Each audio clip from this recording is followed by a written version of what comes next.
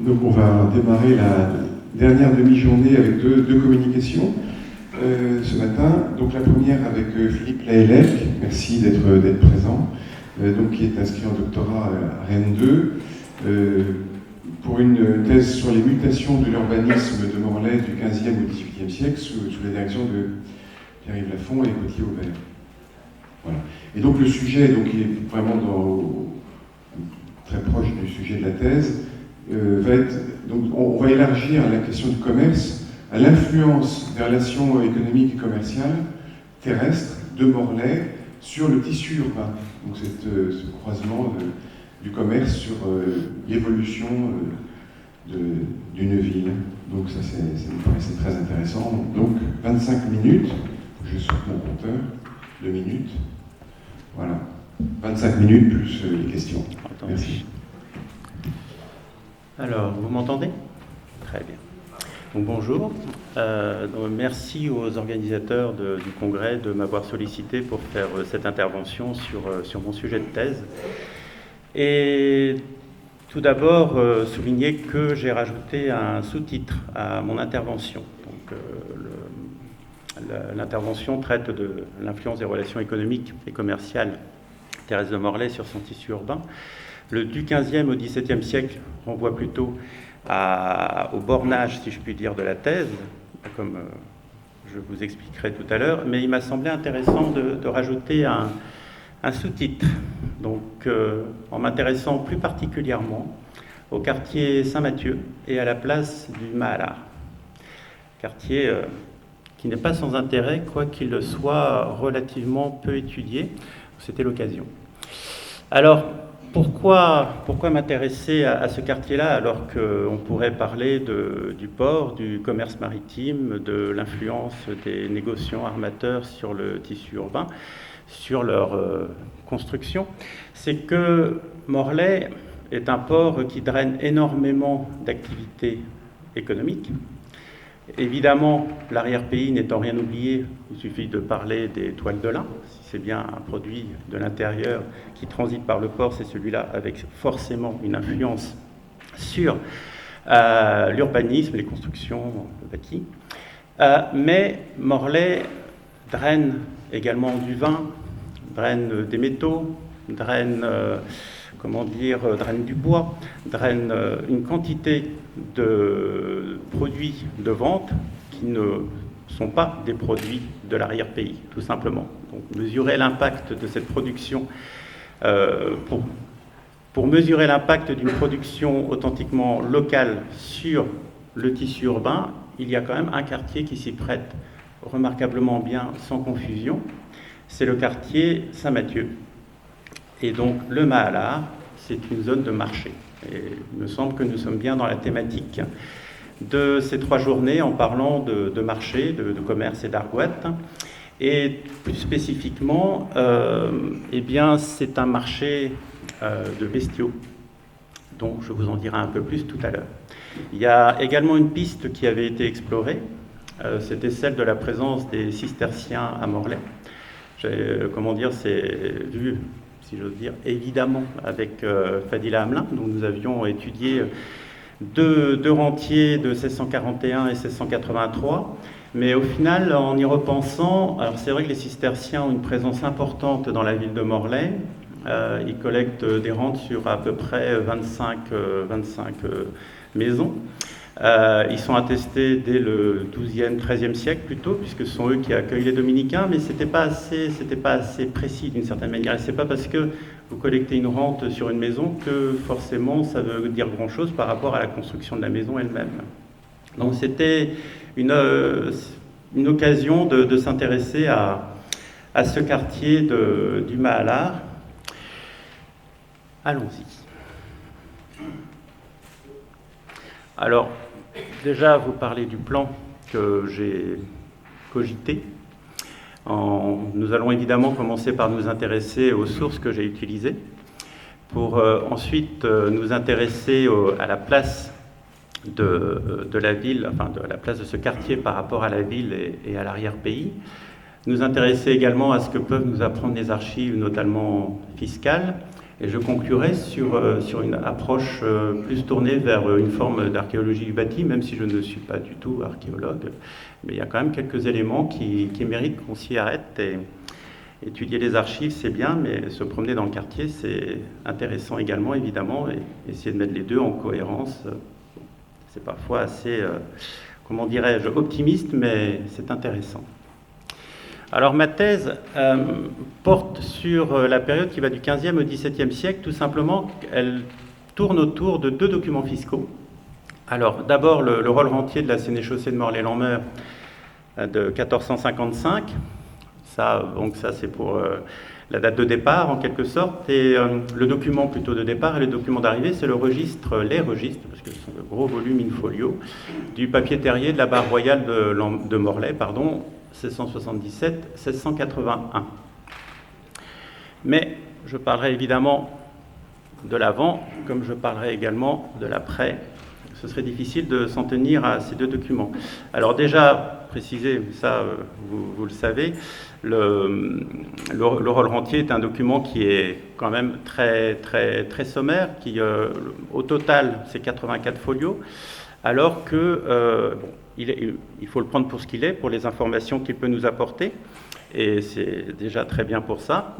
Évidemment, le registre du papier terrier, lui, les registres sont infiniment plus développés. C'est vraiment une description de la ville, bâtiment par bâtiment, et c'est un document qui est quand même relativement précis et qui vraiment a une volonté pleinement exhaustive. Alors que le rôle rentier de 1455, j'aurai également l'occasion d'en reparler, ne s'intéresse qu'à un impôt qui est la chef-rente. Donc c'est la rente sur les biens nobles. Donc c'est une vision partielle, en tout cas au niveau fiscal. Alors, autre type de document, c'est le plan de 1782. L'affreuse photo que vous voyez à gauche, je l'ai faite avec mon smartphone au musée de Morlaix il y a quelques mois. Le document a été retrouvé il y a quelques années, on le pensait perdu. C'est un grand plan de la ville qui a été dressé par l'ingénieur Pierre Bénard en 1782 et qui a été certainement exposé dans l'ancien hôtel de ville qui a été démoli dans les années 1830 pendant donc une cinquantaine d'années, et de même que son collègue, je crois c'est de Quimperlé, je parle sous ton contrôle, de Quimperlé, comment dire, les bougies et tout ce que ça peut provoquer comme couche, ça opacifie totalement la surface. Évidemment, il n'a pas été restauré. Mais par contre, on en a des copies. Celle de 1874, qui n'est pas dans un état glorieux, mais qui quand même permet sa consultation. C'est un très très grand rouleau, qui se trouve à la bibliothèque municipale. Ça permet déjà quand même une bonne étude. Là, évidemment, à chaque fois que je montre un détail de plan, c'est sur le quartier qui nous intéresse ce matin. Bon, ça, c'est pour le rappel. Ce plan a été publié également en 1983 en version noir et blanc par les éditions du Docène. Donc c'est aussi un document de travail, étant donné que la version de 1874 n'est pas aussi agréablement consultable. Et je vous montre également, ça c'est une version mise à jour de 1822 du plan de 1782, donc ce n'est pas une copie au sens premier du terme, car il tient compte des évolutions de l'urbanisme entre ces deux dates, à 40 ans de distance. Mais évidemment, le cadastre de 1833-1834, j'ai vu deux versions, est quand même le document ancien le plus précis pour ce qui est de bien apprécier l'urbanisme de l'ancien Morlaix à une époque où les travaux n'avaient pas encore commencé, pour le dire comme ça. Voilà, alors, pour en venir au cœur de notre sujet après avoir présenté les sources, il faut savoir que Morlaix, comme vous le savez, est à la rencontre de deux cours d'eau, le Jarlot, le Quai-Flotte, qui, pour une certaine manière, se réunissent pour faire la rivière de Morlaix. Ça produit un relief qui est très, très exigeant. On suit comme des couloirs et on se retrouve avec un relief qui est quand même assez, on pourrait dire, étriqué. Bon, ça, c'est une carte topographique que j'ai cueillie sur Internet. Le Mahallar, alors si vous voyez le curseur, que je me retrouve, il est là. Voilà, on est à peu près à 26-27 mètres d'altitude, mais après ça grimpe très très vite. Par exemple, le plateau de Saint-Fiacre est à presque 100 mètres d'altitude. Et c'est un secteur de la ville, peut-être que la carte suivante sera plus parlante, voilà. C'est un secteur de la ville qui est en périphérie, qui renvoie, qui est le dernier endroit en fond de vallée qui est exploitable pour avoir une surface qui se prête à l'activité de marché, création d'une place. Après, comme je vous le disais, le relief devient trop exigeant en quelque sorte, ou autrement, du côté du prieuré Saint-Mathieu, on descend vers le Jarlot. Donc il est en quelque sorte idéalement placé à l'entrée de la ville, ce qui est important. Il est également à proximité du château, à 200 mètres à peu près. Et également pour les distances, le Mahallar se trouve à quelques 220 mètres de la porte Saint-Yves, mais j'aurai également l'occasion d'en dire quelque chose. Et je regarde l'heure quand même. Ah oui, ça fait vite. Alors, le Mahallar, je le dis succinctement, c'est aussi une question d'étymologie. En moyen breton, ça veut dire le lieu du marché, donc ça renvoie à un lieu d'implantation urbaine ancien. Également, on peut faire la comparaison avec Lannion, où il y a également un Mahallar. Après, le Mahallar de Lannion est en situation dominante par rapport à la vieille ville, par rapport à la ville. Et il a une superficie qui est notablement plus importante que celui de Morlaix, parce que celui de Lannion fait plus de 4000 m², alors que celui de Morlaix est à 2800 m², oui, je ne me trompe pas. Donc c'est un cadre plus restreint, mais ça c'est vraiment la géographie qui commande. Mais comme je vois que le temps passe, je vais quand même accélérer.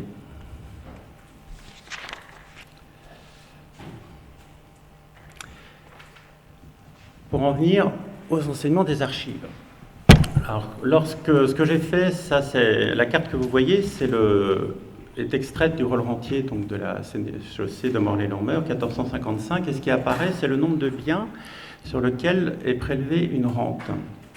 Alors, le rentier en soi est très intéressant parce qu'il nous parle d'un quartier qui est ancien, qui correspond à un ancien bâti. On voit qu'il y a des successions de générations.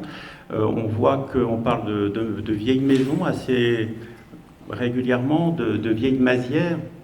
Et ce quartier également est important en termes de revenus, de rente, puisque vous voyez que par exemple, si vous voyez quelque chose d'ailleurs, oui, on voit que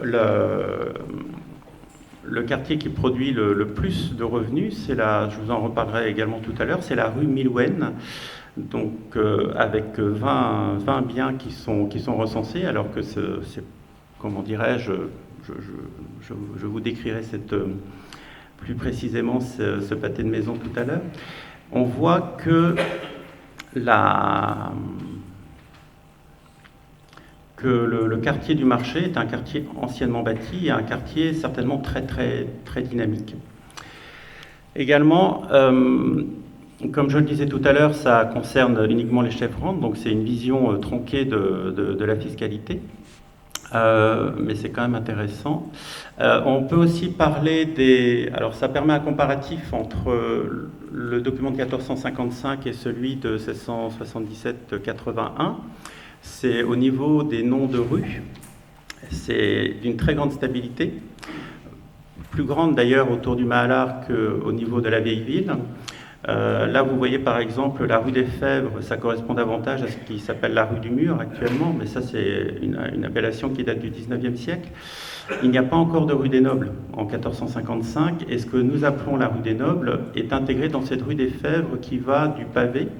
Alors le pavé, c'est l'actuelle rue Carnot qui se trouve ici, jusqu'à la porte qui d'ailleurs s'appelle à l'époque la porte du marché, sachant que c'est la porte qui donne sur le marché, d'ailleurs vieux marché, ça aussi c'est une marque d'ancienneté, le vieux marché, donc le Mahallar. Après, vous avez la rue de la Cohue, et donc on a des noms qui ont changé par la suite, alors que par exemple du côté du quartier du Mahalard, à part la rue de la Croix au Lait, qui est devenue, si je ne me trompe pas, la place au Lait, on a une très grande stabilité avec la rue de Traoulaine, la rue des Bouchers, la rue des Brebis. Et je m'arrête tout particulièrement à ces noms de rues parce qu'ils sont très parlants. Nous avons ce Mahalard qui est un marché aux bestiaux. Nous avons la rue des Bouchers qui se trouve à proximité. Nous avons la rue au lait. Il faut quand même voir, évidemment, chacun le sait, avec le lait, on fait du beurre. Donc c'est un produit extrêmement important, produit agricole. La rue des Brebis qui descend des hauteurs de Saint-Fiacre nous renvoie également à l'élevage. Donc on est vraiment dans un périmètre urbain à proximité de la vieille ville, mais un périmètre vraiment anciennement occupé, habité, qui est un moteur économique autour de l'élevage. Alors, en précisant d'ailleurs que ce n'est pas un marché aux chevaux. Alors, il y a toute cette vision comme quoi le Mahalard, mar, ça veut dire cheval, donc ce serait associé aux chevaux. Ce n'est pas du tout le cas, comme je vous l'ai dit tout à l'heure. Et je me fie notamment à Bernard Tanguy qui en parle dans un article de 1997. C'est bien le lieu du marché. Alors, sauf erreur, le secteur du marché aux chevaux à Morlaix, c'est plutôt la Madeleine. Et là, on est plutôt vers Saint-Melaine. Donc, on est dans une autre partie de la ville. Alors, je regarde mes petites notes. À plus d'un égard, pour parler maintenant de la réformation du domaine royal de la fin du XVIIe siècle, c'est un document qui est assez précis, voire très précis, mais qui est de nature fiscale et qui, à certains titres, est assez frustrant. Étant donné que la liste qu'on va vous dresser, c'est une liste non pas d'occupants, de commerçants, c'est une liste de propriétaires, de ceux qui versent la taxe en quelque sorte. Ça va vous donner des propriétaires, éventuellement résidents, mais ce n'est pas toujours le cas. C'est un document qui est également intéressant parce qu'il nous montre que il y a un rythme de changement de propriétaire par voie d'acquisition, par exemple, qui est vraiment important, que souvent la maison a été achetée dans le siècle, voire dans 20 ans plus tôt, 10 ans plus tôt. On n'est pas du tout sur des possessions, des maisons qui sont possédées depuis une très très haute antiquité. C'est assez, il m'a semblé en tout cas, c'est quelque chose qui mériterait d'être creusé, qu'on a un rythme de changement de propriété qui n'est pas si différent du nôtre d'une certaine manière. Et par contre, il y a un document qui permet de mieux apprécier les professions, donc la capitation de 1720, et qui montre, ça c'est un point important dans l'appréciation de ce dossier, qui montre que, alors qu'on voit qu'au XVe siècle, on a déjà affaire évidemment à un marché, à une zone de la ville qui tourne autour de l'élevage, tout simplement. Ah oui, sans oublier qu'en contrebas, je vous ai parlé des bouchers, mais il y a aussi les tanneurs. Le quartier des tanneurs est très proche, il y a toujours une rue de la tannerie d'ailleurs, à proximité, donc on est vraiment dans cette thématique. Et en 1720, on voit que, par exemple, sur la portion de la porte Mauconseil, donc c'est la porte, en réalité, évidemment tout était contrôlé, mais c'est la porte de la rue des Brebis. À la gauche, allant à la rue des Bouchers, on voit que sur les 22 commerçants, en tout cas personnes répertoriées, vous avez 7 bouchers et un tanneur. Donc c'est quelque chose au XVe siècle. C'est l'activité principale. Au XVIIIe siècle, ça le demeure. Et en conclusion, vous verrez que c'est une activité qui a duré vraiment très, très longtemps. Une petite incise également par rapport à cette porte des Brebis. On voit, ça c'est Dubuisson-Menais qui en parle, qui mentionne 3 portes dans ce quartier. Il y a la porte de la rue des Brebis, en fait, qu'il appelle la porte de Mahalard. Il faut voir que les noms de rues de portes ne sont pas très très stables. Ne serait-ce que la porte du marché dont je vous parlais tout à l'heure, c'est appelé porte du marché, c'est appelé porte de Saint-Mathieu, c'est appelé plus récemment probablement la porte Saint-Yves. Donc c'est pas stable. Alors cette porte, mon conseil doit être la porte que Dubuisson-Menais donne comme étant la porte du Mahalard. Donc, c'est au bas de la rue des Brebis, donc à la gauche allant jusqu'à la rue des Bouchers, donc c'est la rue... Oh, flûte, excusez-moi. Si je ne trouve pas, la rue des Bouchers qui est là. Il y a 3 portes. Et c'est comme si ça quadrillait... Ah oui, la porte, excusez-moi, je vais y arriver. La porte du Mahalard, la porte de Traoulen, donc au bas de la rue de Traoulen, avant le quartier des Tanneurs, et la porte du Parc Auduc. Et c'est comme si ça quadrillait, enfin ça enserrait ce quartier du Mahalard. Il faut bien voir que quand on passe une porte, eh bien, on paye un droit, et que ces portes peuvent avoir un intérêt militaire ponctuellement, mais elles ont surtout un intérêt fiscal. Alors ensuite, ce sont quelques données que j'ai pu cueillir en étudiant les documents qui intéressent ma thèse. Également, oui, souligner l'intérêt de ce positionnement. J'aurais dû en parler avant, mais bon, mon propos est un peu déstructuré. C'est le positionnement de ce marché par rapport à l'arrière-pays, quand même intéressant. On voit que à partir de cette place, on accède, si on va vers la rue des Brebis, on va vers Plourin.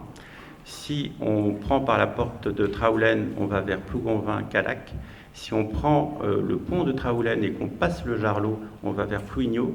C'est idéalement placé pour communiquer comme il se doit avec l'arrière-pays. Ça a un caractère d'évidence, mais enfoncer quelques portes ouvertes, parfois, ça structure le propos. Également, s'intéresser à un quartier, quel qu'il soit, d'ailleurs, c'est aussi s'intéresser au bâti. Et là, c'est intéressant de dire quelques petites choses sur l'évolution de ce quartier. Alors, bon, vous avez bien compris le principe. Vous avez en bas à gauche, vous avez une gravure ancienne qui montre l'endroit où se rejoignent la rue Basse et la rue Haute. Donc, nous sommes à proximité du prieuré de Saint-Mathieu. Et là, nous avons un pâté de maisons qui fait à peu près 140 mètres de long, qui fait la jonction entre la porte du marché et le quartier du Mahalard. Ça fait 29 maisons, il y en a 19 qui sont traversantes. Et pour nous, c'est assez curieux cette façon de procéder, mais cet ensemble, il me semble, est considéré comme étant une rue. La rue Milouane, Mélouane, il y a toutes les orthographes entre le 15e, le 17e et évidemment le 18e siècle encore, début du 18e siècle, il y en est question en 1720.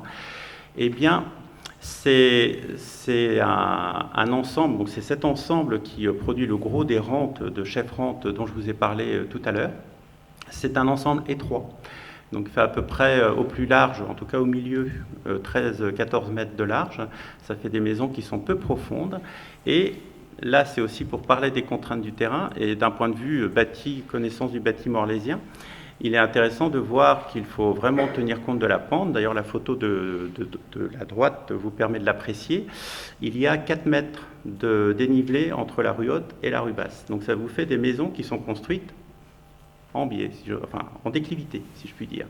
Et ce qui fait que de façon, on va dire, assez curieuse, enfin non, normale, c'est que quand vous êtes dans la rue Basse, les maisons sont hautes, et quand vous êtes dans la rue Haute, les maisons sont basses, tout simplement, puisque la ligne de toit, elle, ne bouge pas. C'est un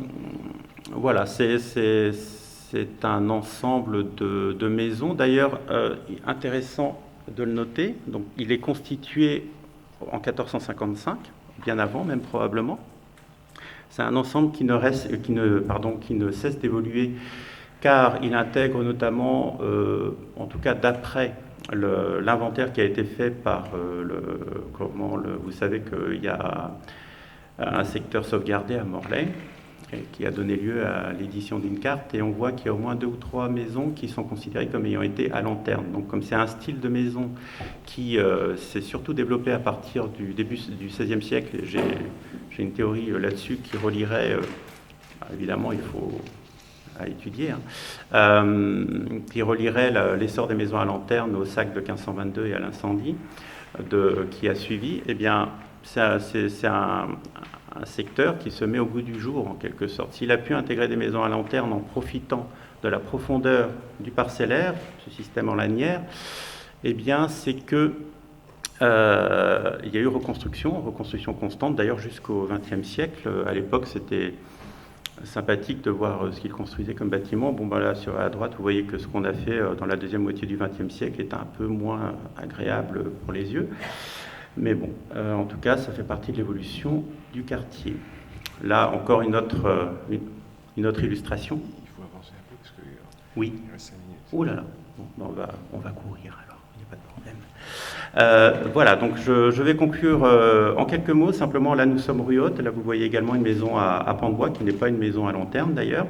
Vous la reconnaissez à gauche. Bon, vous voyez que son environnement a été quand même modifié. Ah, flûte, scandaleux. Je suis désolé, ça c'est un effet du PowerPoint, je ne sais pas, mais en tout cas, à chaque fois c'est la même chose. La photo de gauche s'est mise sur le côté. Donc là, ça ne ressemble pas à grand-chose, mais je peux vous garantir, vous pouvez me croire, que c'est une cheminée. C'est une cheminée. Bon, c'est assez bête. Oui. Alors, je serais quand même. Je pense que j'ai une solution, vu que j'ai la clé. Non, mais. Ah oui, non, ça va être rapide, ne vous inquiétez pas. Non, on va laisser tomber, tant pis. Ah, quoi que. On va pas vraiment résoudre les problèmes techniques. Voilà, la voilà. Elle est quand même plus belle comme ça. Bon. Vous voyez, on peut être réactif. Donc oui, ça c'est pour vous dire aussi qu'à Morlaix, mais ça vaut pour d'autres villes, vous voyez le bâtiment extérieur, vous avez quelque chose qui est du début, fin 19e, début 20e, vous pouvez vous imaginer que c'est la même chose à l'intérieur. Là, vous êtes sur la place du Mahalard, et en fait, ce que vous voyez, c'est que c'est simplement la façade et la toiture qui a été transformée, mais qu'à l'intérieur, vous pouvez avoir des petits joyaux comme celui-là. Cette cheminée-là nous mène au début du XVIe siècle, avec une certaine assurance, donne directement sur la place. Et également, alors, vous parlez d'une maison qui, elle, suscite tout mon intérêt depuis 2-3 ans. Elle se situe à la jonction entre la place du Mahalard et la fameuse rue Milouen dont je vous parlais tout à l'heure. C'est une maison qui était frappée d'alignement, elle aurait dû disparaître. Donc heureusement, elle a pu être acquise et être restaurée. C'est un bâtiment assez grand, il y a quand même 234 mètres carrés de surface habitable à l'intérieur. Et en réalité, vous avez beaucoup d'éléments qui sont du XVIe siècle à l'intérieur. Donc vous voyez ce pilier central sur la rue. Vous avez les montants de la cheminée qui également sont anciens. Dans la cave, vous avez une fenêtre condamnée, ce qui montre que ce qui était à l'origine le niveau de rue est devenu un niveau de cave. Donc c'est quand même curieux. Ça montre que l'aspect du quartier a énormément évolué. Et on verra, je vous montrerai le plan ensuite, ça va être rapide. Hein. Et également, eh bien, lorsque le pignon arrière a été entièrement démonté et remonté, c'est ça qui a permis de sauver le bâtiment, sont apparus 2 conduits, 2 puits, je ne sais pas comment les appeler, faisant chacun à peu près 25 cm de côté, 2,50 m de profondeur, et après ça part sur le niveau de la rue vers la place. Incapable de savoir de quoi il s'agit, quelle fonction ça a pu avoir. Est-ce que c'était en relation avec les activités du quartier?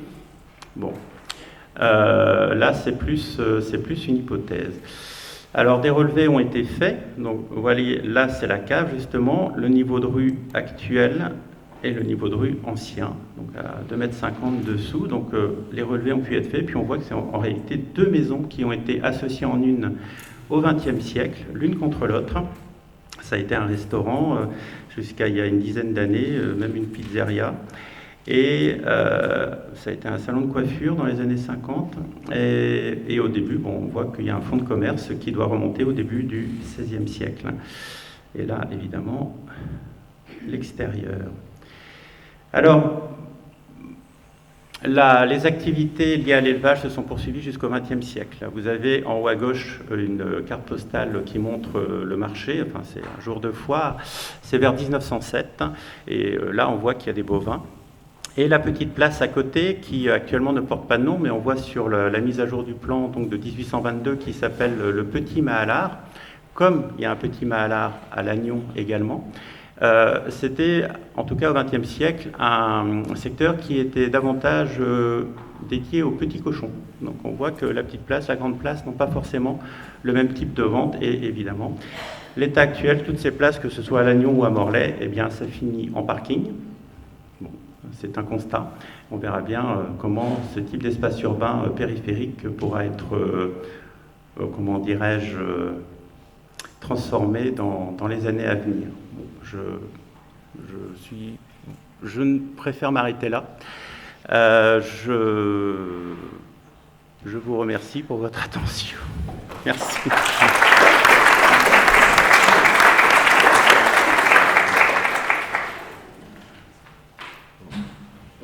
On lira avec attention le complément dans la partie. Oui, trop à dire. Oui. Le sujet est vaste, et puis là, articuler deux questions comme ça, alors architecture et archives, c'est pas forcément simple, mais bon, voilà. Le sujet est très intéressant. Est-ce qu'il suscite des questions dans la salle? On a notre porte-micro préféré qui est active. Oui, bonjour. Il y a une particularité à Morlaix, ce sont les maisons à pont d'Alès. Vous pouvez nous en dire un peu plus, et de quelle période ils sont et jusqu'à quand ils ont été en activité? Alors oui, c'est la grande question. À Morlaix, quand on parle d'urbanisme, on parle de maisons. Alors je privilégie plutôt l'appellation à lanterne. La maison, alors... La maison à lanterne, parce que le terme de lanterne désigne la cour intérieure couverte qui est au cœur de l'édifice, et que c'est, vous m'entendez, j'espère, oui, que c'est une appellation qui est attestée dès le XVIIe siècle, donc c'est une vieille appellation. J'ai quelques préventions contre l'appellation à pont d'allée, étant donné que le pont d'allée, c'est un terme qui est attesté depuis au moins le XVe siècle, ça ne désigne finalement que le palier, la galerie, le niveau dans un bâtiment, donc ça n'est pas exceptionnel. Moi, j'aurais cette idée que le type des maisons à lanterne s'est développé surtout à partir du début du XVIe siècle. D'ailleurs, quand on voit, par exemple, la cour de la maison dite de la Duchesse Anne, on voit les très fortes influences donc de la première Renaissance. Là, on s'en tient à la décoration, aux sculptures. Il y a des italianismes. On est vraiment dans les années 1520-1530. Et d'ailleurs, c'est ce qui a été confirmé par la dendrochronologie. Après, pour la typologie, enfin, ce qui est vraiment tout à fait saisissant dans ces maisons, c'est le nombre de maisons à lanterne qui ont été construites à Morlaix, au moins à partir de l'époque de la construction de la maison dite de la Duchesse Anne, à partir du premier tiers du XVIe siècle. Il y a dû en avoir entre 80 et 90. C'est de là l'hypothèse que pour dégager une telle surface pour un style tellement au goût du jour, c'est bien qu'il y a eu une petite aide des Anglais, n'est-ce pas, l'incendie permettant justement un développement de ce nouveau type d'architecture en plein centre-ville, dans de très vieilles zones urbanisées. Pour le type de maison, la maison dite de la Duchesse Anne, c'est une maison qui est à l'origine un hôtel particulier. Il n'y a pas de doute à avoir. La porte est centrale, elle est surélevée. Ça n'est pas le dispositif du commerce. Par contre, vous allez dans la Grand Rue, par exemple, rue de commerce par excellence, vous verrez, les portes sont latérales. Comme ça laisse le plus de place sur la rue, la boutique, et il n'y a pas de contrainte pour la personne qui doit entrer dans la maison. Il n'y a pas un discours dès l'entrée, vous entrez tant directement, que ce soit le client, le fournisseur, etc. Les maisons à lanterne sont surtout des maisons, effectivement, des maisons de commerce. Après, c'est un type de maison qui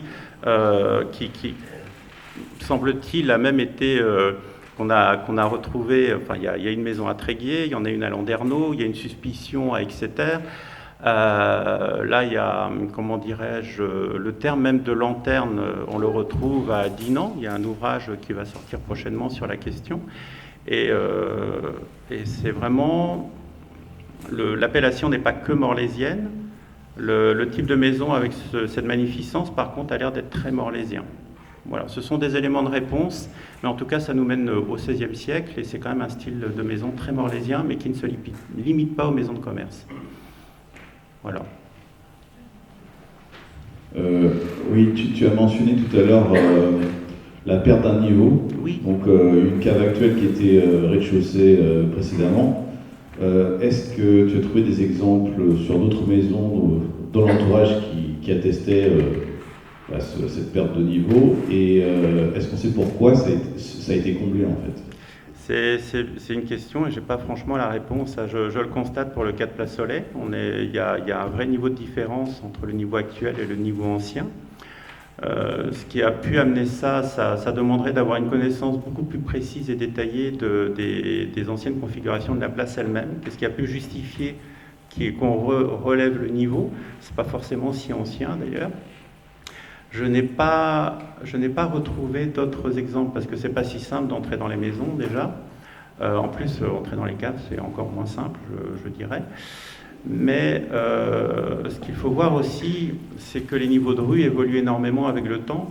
Le niveau médiéval ne sera pas le niveau du 18e, qui ne sera pas le niveau actuel. Ça peut représenter plusieurs mètres de différence. C'est même intéressant à la maison, forcément à la maison dite de la Duchesse Anne. Je m'étais fait cette hypothèse que la cave pouvait peut-être correspondre à un ancien niveau de rue. Et on est également à 2,50 m à peu près sous le niveau de la rue. C'est Pierre-Yves Lambert, punaise, excusez-moi, Pierre-Yves Lafont, qui m'avait d'ailleurs fortement poussé à m'intéresser aux caves, parce que c'est vrai que les caves sont les plus importantes d'une certaine manière, si on va avoir une cartographie du bâti ancien, étant donné que c'est quand même ce qu'il y a de plus résistant. Mais c'est vrai qu'il y a cette donnée du niveau. C'est plus une question, j'ai pas vraiment de réponse en fait.